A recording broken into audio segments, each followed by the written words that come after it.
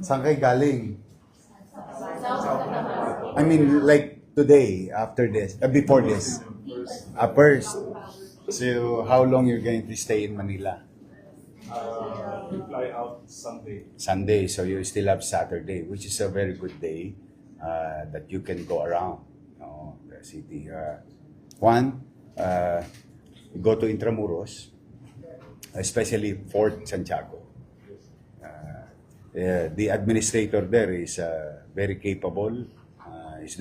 She is doing a very good job, Attorney Joanne and her team.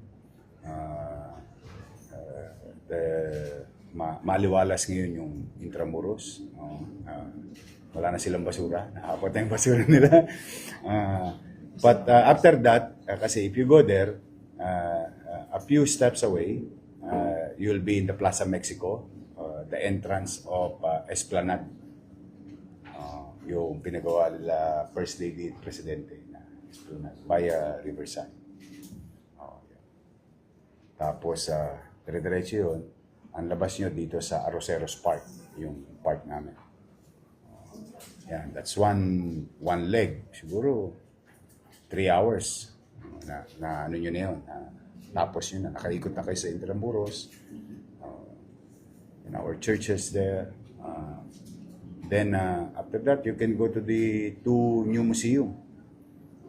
Jeremy Barnes is doing a very good job.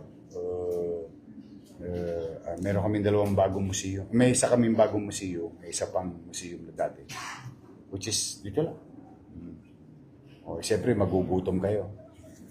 Pag Binondo food trip kayo, gusto nyo, samgyupsal doon sa Koreatown. Sa,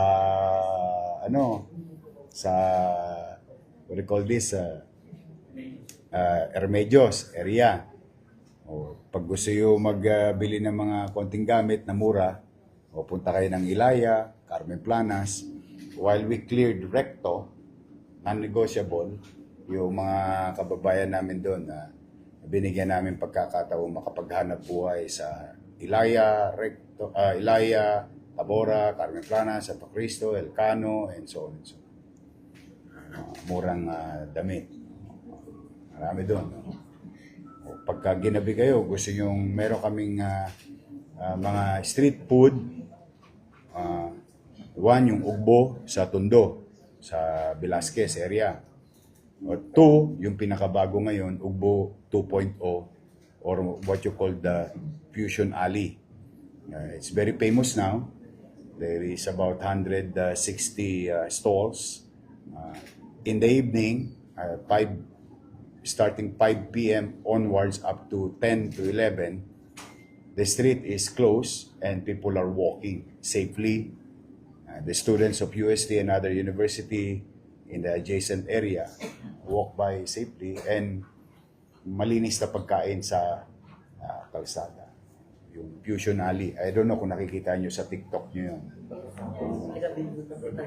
Kagabi, pinunta mo? How was it? Maganda mo yung maraming tao. Dami, no? Visible yung mga PNP natin. Yes. Because pumayag yung taong bayan na i-regulate sila ng gobyerno. Ngayon, Maganda yung pag-alis ng mga sasakyan sa party. Nakita mo? Na mga bisita namin, kahit paano, panatag. Pero pag kinabukasan, parang walang nangyari. Malinis lahat yun. Kasi may tulong na ng pamahalang Luzon ng Manila. That's the project of the one who endorsed you here, si BT Cam, si Crystal Pagachig. Pagka bago kayo bumaba, yung dating tambakan ng basura dito sa City Hall, yung clock tower, you might visit it. Dati, ano yun, bodega yun, literal. Hanggang doon sa Orasan. Nung first term ko kasi, pinalinis ko yun. Ngayon, nagiging pasyalan din siya. You have peripherals of the city. Marami kaming pasyalan dito. Sa Binondo Food Trip, pag gusto nyo Binondo Food Trip, this is a walkable plan. Meron ng targetan. Meron ng stops yun. Meron kami isang bata, natutuwa ako doon sa isang Filipino-Chinese na si Jancy. Magaling yung bata na yun. May pagmamahal sa kanyang komunidad. He's doing it for free to promote Chinatown. Or you can visit 1919. Yun doon sa may tabi ng Jones Bridge. So marami kayong mapapasyalan within 2 days. Kasi lahat walkable. Walkable na siya. Hindi na mahirap.